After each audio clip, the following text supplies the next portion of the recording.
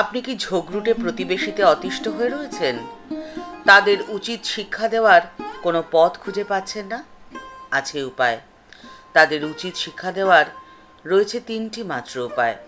আজকের পর্বে সে কথাই আপনাদের সাথে শেয়ার করে নেব। একটি মজার কথা কি বলুন তো, আপনার আশেপাশের কিছু মানুষ, সে হতে পারে আপনার আত্মীয়, বন্ধু, আপনজন, পাড়া প্রতিবেশী, যে কেউ, তারা আপনাকে পছন্দ করে না। তার বিশেষ কোনো কারণ নেই, কিন্তু তবুও তারা আপনাকে পছন্দ করে না। না আপনি তাদের সাথে দুর্ব্যবহার করেছেন, না আপনি তাদের দিয়েছেন কোনো কষ্ট, না করেছেন কোনো ক্ষতি, কিন্তু তবুও তারা আপনাকে পছন্দ করে না, যার কোনো কারণ বা কোনো ব্যাখ্যা আপনার জানা নেই। তাই তাদের পছন্দের ব্যাপারটা তাদের ওপরেই ছেড়ে দিন। আপনাকে তাদের পছন্দ করানোর কোনো দায় আপনার পড়েনি। আপনি আপনার নিজের কথা ভাবুন। নিজের জীবনকে কিভাবে অর্থপূর্ণ করে তোলা যায়, আপনি সেদিকে মনোনিবেশ করুন। আপনার প্রতিবেশী যদি আপনার সাথে ঝগড়া করে, তার কোনো না কোনো কারণ তো রয়েছে। আর তার মধ্যে সব থেকে অবাক করা কারণটি এটিও হতে পারে যে সে হয়তো আপনার থেকে কোনো না কোনো দিন কোনো না কোনোভাবে উপকৃত হয়েছিল। কৃতজ্ঞতা প্রকাশ করা চরিত্রের এক এমন উন্নত বৈশিষ্ট্য যা সকলের থাকে না। আর আপনি যদি সেটি সকলের থেকে আশা করেন, তাহলে তো সে ভুল আপনারই। আপনাকে ডোবানোর মনোবাসনা নিয়ে আপনার আশেপাশে অনেক মানুষই রয়েছে, যাদের হয়তো একদিন আপনিই সাঁতার শিখিয়েছিলেন। আপনার ঝগড়ুটে প্রতিবেশীকে উচিত শিক্ষা দেওয়ার জন্য প্রথম আপনাকে যে কাজটি করতে হবে সেটি হলো, তারা কেন আপনার সাথে ঝগড়া করছে, কী জন্য করছে, বা তারা কেন আপনাকে খারাপ পেয়েছে, ইত্যাদি ইত্যাদি নানান কথা ভাবা আপনি বন্ধ করে দিন। অর্থাৎ আপনার ঝগড়ুটে প্রতিবেশীকে নিয়ে চিন্তা ভাবনা করা আপনি ছেড়ে দিন।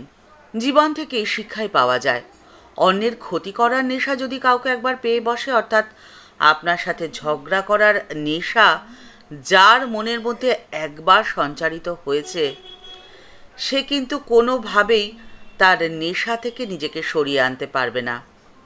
লোহার বুট পরে যেমন মরুভূমির মধ্যে হাঁটা যায় না, ঠিক সেরকমভাবেই আপনি চাইলেও তাদেরকে কিন্তু সংশোধন করতে পারবেন না। তাই আপনার সেই চেষ্টা না করাই ভালো। সেই শক্তি, সেই পরিশ্রম আপনি আপনার নিজের জীবনের উন্নতিতে ব্যবহার করুন। আপনার নিজের উন্নতি অর্থে শুধুমাত্র জাগতিক উন্নতি নয়, সামগ্রিক উন্নতি। সামগ্রিকভাবে নিজেকে উন্নত করে ফেলুন। শ্রীমা সারদা দেবী বলছেন, বেশিরভাগ মানুষ জানেই না যে আসক্ত হয়ে কাজ করলে মন তমগুণে আচ্ছন্ন হয়। আবার রাজসিকভাবে প্রবল উৎসাহ এবং উদ্দীপনা নিয়ে কাজ করলে মন চঞ্চল হয়। আর সামগ্রিক উন্নতি লাভের জন্যে এর কোনোটাই যে হতে দেওয়া যায় না। না আপনার মনকে আপনি তমগুণে আচ্ছন্ন করে রাখবেন, আর না আপনার মনকে আপনি চঞ্চল হতে দেবেন। জীবনের সামগ্রিক উন্নতি কিভাবে লাভ করা যায় তার দৃষ্টান্ত শ্রীমা সারদা দেবী। শ্রীমা সারদা দেবী তার জীবন দিয়ে আমাদের শিখিয়ে দিয়ে গেছেন কিভাবে জীবন যাপন করলে জীবনের সামগ্রিক উন্নতি লাভ সম্ভব। একজন সংসারী বিষয়াসক্ত মানুষ যে কাজ করে, তার থেকে অনেক অনেক গুণ বেশি কাজ করতে পারে সেই মানুষ যে তার কর্মের সমস্ত ফলের আকাঙ্ক্ষা শূন্য হয়ে ধৃতি এবং উৎসাহ নিয়ে একাগ্র চিত্তে কাজ করে। কারণ এই ধরনের কর্মই তো সাত্ত্বিক কর্ম। আর আপনি যদি সাত্ত্বিক কর্মী হয়ে উঠতে পারেন, তাহলে আপনার জীবনের উন্নতি রোধ করা কারোর পক্ষেই সম্ভব নয়। আপনার প্রতিবেশী যতই আপনার সাথে ঝগড়া করুক না কেন, তারা এর মধ্যে দিয়ে শুধুমাত্র নিজেদের মূর্খতার পরিচয় দেওয়া ছাড়া আর কিছুই করবে না। আর মূর্খদের সাথে তো তর্ক চলে না।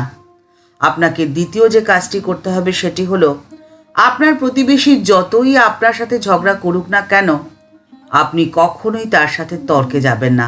মূর্খদের সাথে তর্ক করলে এতে শুধুমাত্র আপনার শক্তিরই অপচয় হবে, এছাড়া আর কিছুই হওয়া সম্ভব নয়।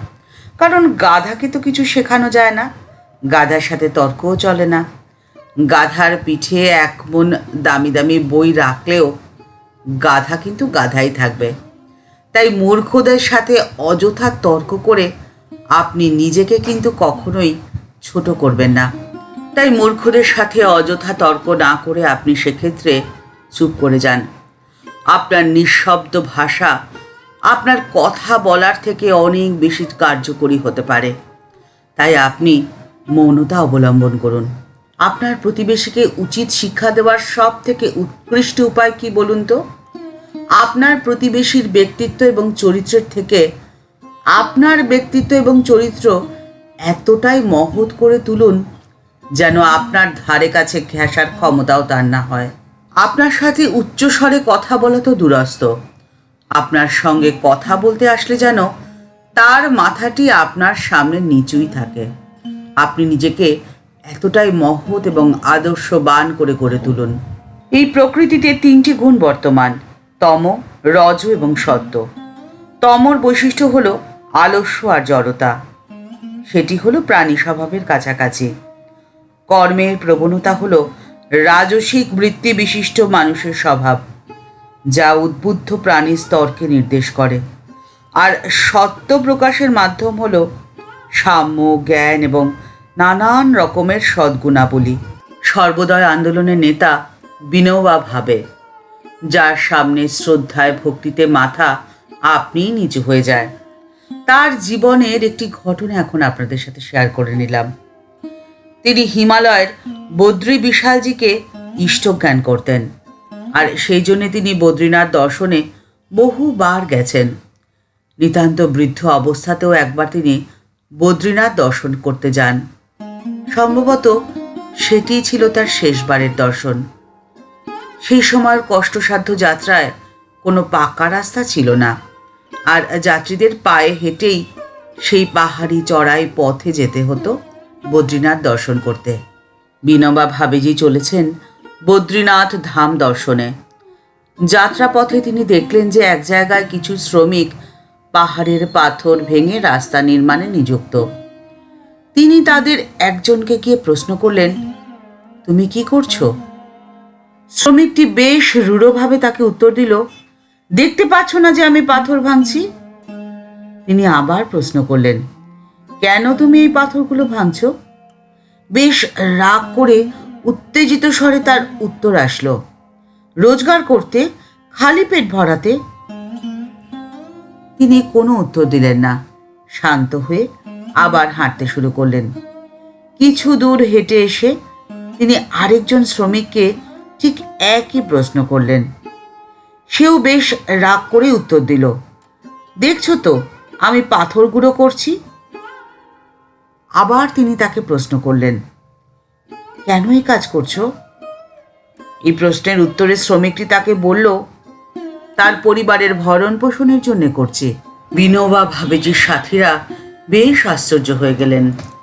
তারা কিছুতেই বুঝে উঠতে পারছেন না যে কেন তিনি শ্রমিকদের একই প্রশ্ন করছেন এবং তাদের কাছে বারবার অপমানিত হচ্ছেন।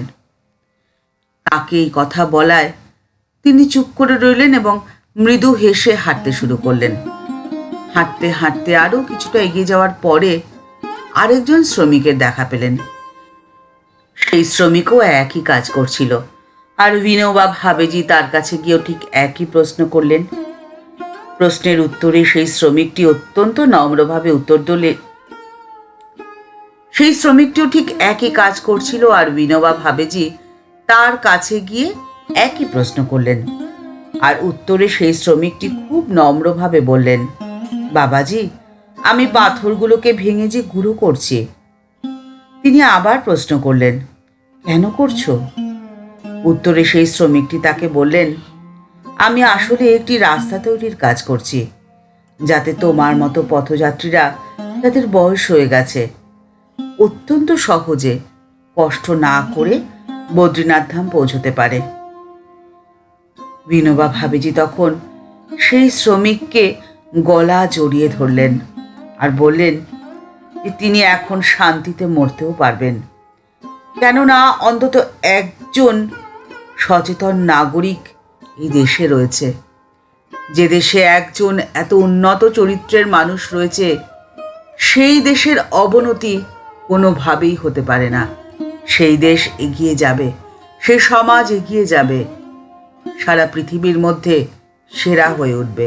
ঠাকুর শ্রী রামকৃষ্ণ পরমহংসদেব যেমন বলেছিলেন, 1000 বছরের বন্ধ একটি অন্ধকার ঘরকে আলোকিত করার জন্যে একটি প্রদীপই যথেষ্ট। আপনিও হয়ে উঠতে পারেন সেই একটি প্রদীপ। সেই একটি প্রদীপের আলোয় সমস্ত অন্ধকার দূর হয়ে যেতে পারে। আপনার প্রতিবেশী আপনার সাথে ঝগড়া করবে না, আপনার সামনে দাঁড়াবে নত মস্তকে। ঠাকুরমা ও স্বামীজির চরণে আপনার সর্বাঙ্গীন উন্নতি কামনা করে আজকের পর্ব এখানেই শেষ করছি। দেখা হচ্ছে পরের পর্বে। আজকের পর্বের উপস্থাপনা যদি আপনার ভালো লেগে থাকে তাহলে লাইক বাটনটি প্রেস করে দিতে ভুলবেন না। আর আপনি যদি এই চ্যানেলে নতুন হয়ে থাকেন তাহলে চ্যানেলটি সাবস্ক্রাইব করে বেল বাটনটা ক্লিক করে দিয়ে অল বাটনটিতে ক্লিক করে দিতে পারেন। তাহলে এই চ্যানেলে ভিডিও আপলোড হওয়ার সাথে সাথেই আপনার কাছে নোটিফিকেশনটি চলে যাবে। সবাই ভালো থাকবেন, সুস্থ থাকবেন। আপনার যদি এই ভিডিওটি ভালো লেগে থাকে তাহলে মতামতটি কমেন্টস বক্সের মধ্যে জানালে আমাদের ভালো লাগবে। আর ভিডিওটি অনেকের মধ্যে শেয়ার করে দিতে পারেন। দেখা হচ্ছে পরের পর্বে। নমস্কার।